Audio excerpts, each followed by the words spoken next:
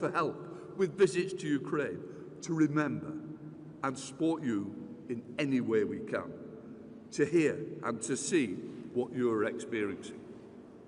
And I've got to say, when I visited Ukraine, the fact that I went down to Bucha to meet families whose relatives, loved ones, have been murdered, raped, burnt, tortured, to meet those families, I cannot imagine the suffering and the heartfelt suffering that will be with them forever.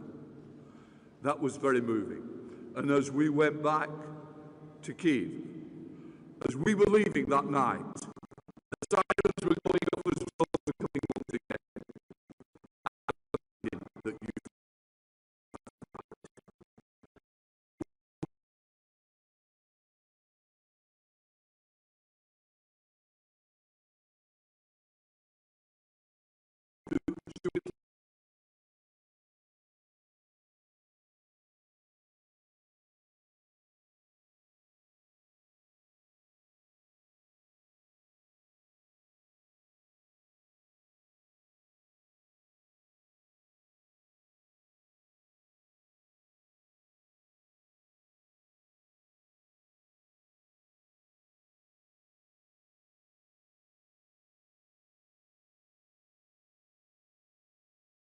and the rule of law and sovereignty of your nation must be protected and supported. It is, after all, it's what binds democracies such as ours together. You come here, Ruslan, to warn us, quite rightly, that it is not a war in a faraway land. That is only Ukraine, far from it. It is a wake-up call for Europe, and Europe must recognise this. As this massive Iranian-designed Shahed 136 drone here so startlingly reminds us, Russia's war of aggression involves many foreign actors, Iran being one of them. And of course, mustn't forget the role that North Korea is playing and other nations that are helping support Russia. These kamikaze drones, which are often loaded with explosives, are not only cheap to make, but are deadly. And their sights are not just set on Ukraine. These unmanned aircraft have breached the airspace of Romania and Poland. Similar sightings have been reported in other countries, including Denmark, Germany, Belgium, France, Norway, Sweden, Finland, Lithuania. As Russia tests NATO defences, the front line is getting closer. Not only should our support for Ukraine heighten, but we must also not let our guard down. This war, Ruslan, is not yours. It threatens us all.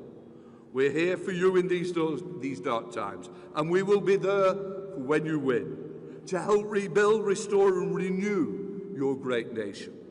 But for now, I'd like to welcome you, Ruslan, to the stage to say a few words. Mr. Chairman, the floor is yours.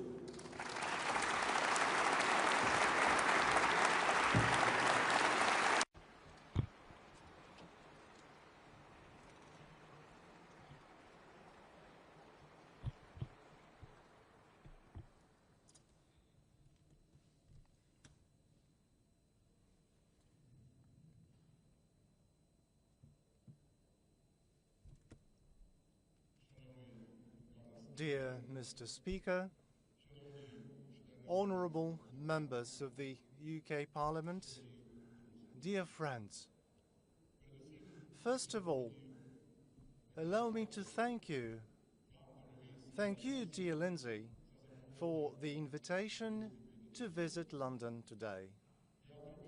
I received it a few days after you returned in April of this year from a small Ukrainian town of Bucha.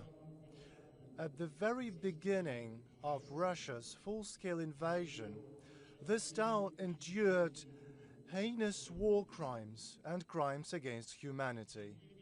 Just imagine, during 33 days of the Russian occupation, in Bucha community, almost 1,200 peaceful residents were brutally murdered. On that day, evil descended on this small town. That's what you said, dear Lindsay, in your speech. And back then you spoke about a war that Ukraine did not start and did not want. And you also said that for you it was extremely important to be a voice against this brutal Russian invasion.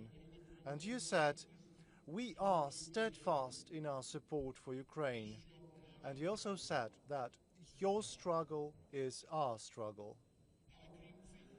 And just as I will never forget those powerful words, I will never forget the tears, dear Lindsay, that welled up in your eyes. So I'm here today.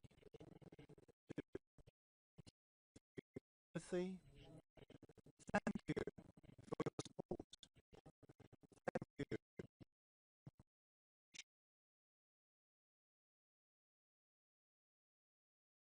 Brown, who in 1944 visited Normandy after the Allied landings.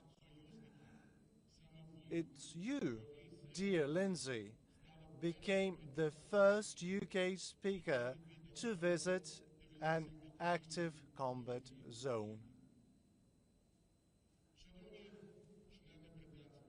Honourable members of the UK Parliament, it is a great honour for me to address you today as friends of Ukraine and as representatives of one of the oldest and most glorious parliaments in the world.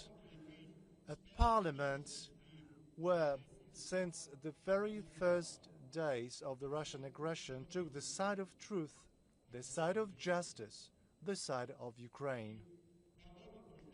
A parliament to which today I had the honor of delivering the diplomatic note that brought into force the 100-year partnership agreement between the United Kingdom of Great Britain and Northern Ireland and Ukraine. Signed in Kiev on the 16th of January this year by President Volodymyr Zelensky and Prime Minister Keir Starmer, it was ratified by the Verkhovna Rada of Ukraine on the 17th of September. And I'm happy that it is here in London today that the 100-year partnership agreement has entered into force. Thank you for this.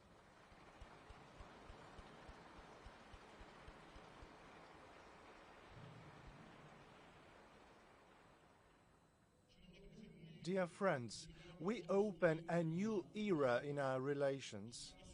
And today, I wish to express my gratitude to each and every one of you, to the British people, to Parliament, to the government, and to the royal family, for all the support you have been consistently providing to Ukraine from the very first day of the Russian invasion.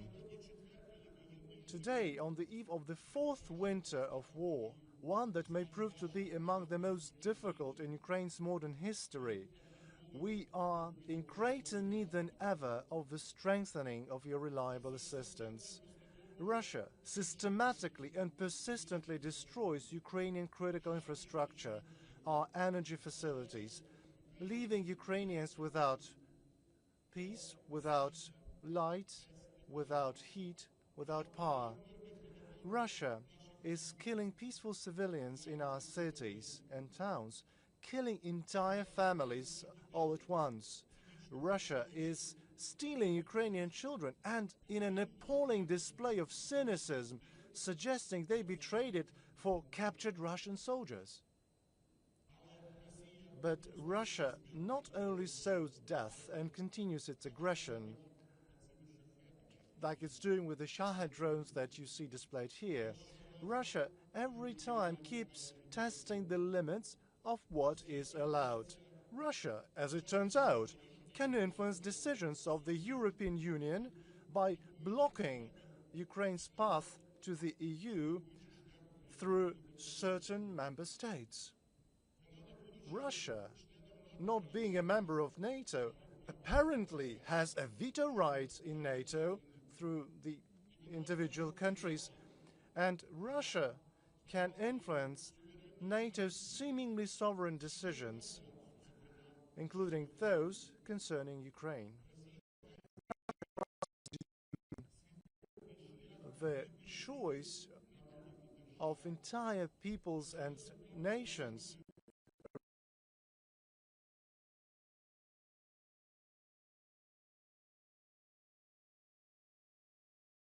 and yet Russia faces no response and bears no responsibility.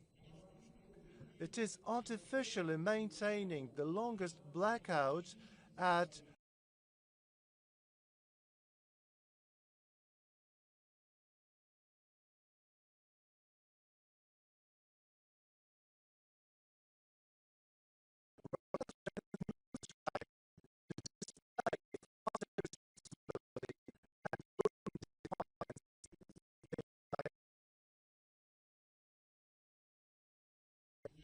today. As much as decades ago, Russia understands only one language, and it's not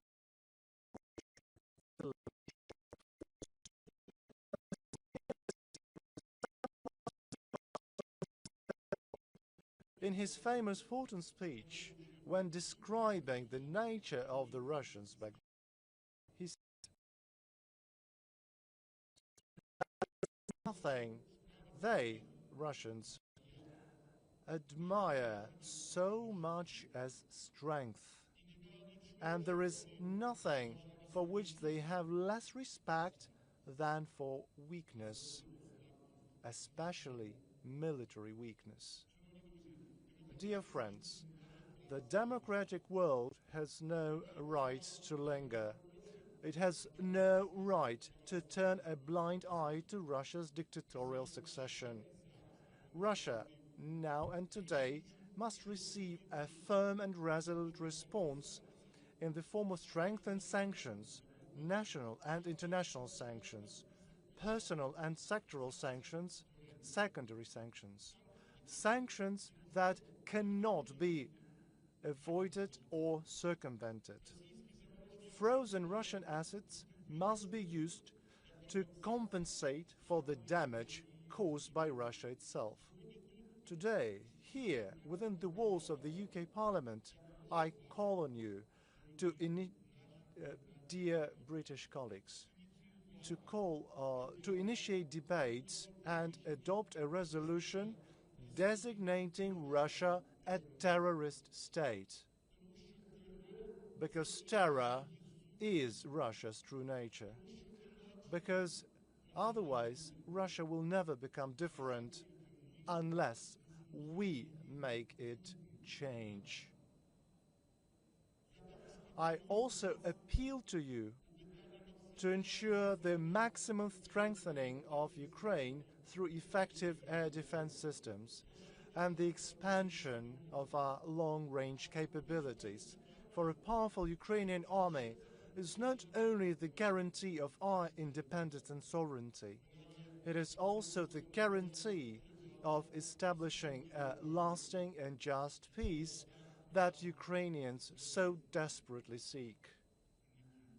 And not only Ukrainians. Honorable Mr. Speaker, honorable members of Parliament, dear friends, I call on you to strengthen the recognized leadership of the United Kingdom in assisting Ukraine. I call on you on behalf of the entire Ukrainian Parliament, on behalf of my compatriots who every day pay a terrible price for their freedom and independence, for the right of choice, for the right to live. Dear friends, we will not cease our struggle, for that would mean the end of our existence. We will not give up a single inch of land occupied by the enemy, for our children and grandchildren are to live here. We will not abandon any of our compatriots whether under occupation or held in captivity, for they are our people, our citizens of our country. But I know for sure you would not stop to fight. You would not give up.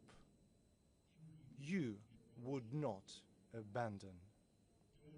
So, dear friends, thank you for your steadfast support, and glory to Ukraine.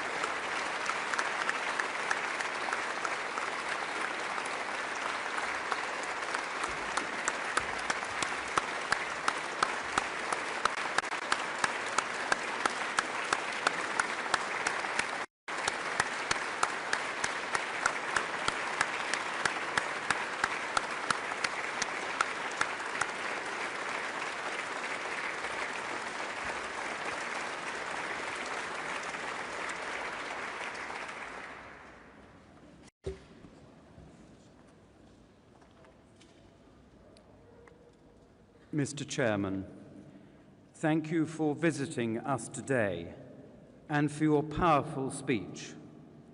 The Lord Speaker is unfortunately unable to be here this morning. He sends his apologies and is looking forward to meeting you privately later today. On behalf of the Lord Speaker, I thank you for your resolute leadership of the Verkhovna Rada and recognize the bravery, strength, and resilience of the people of Ukraine in the strongest possible terms.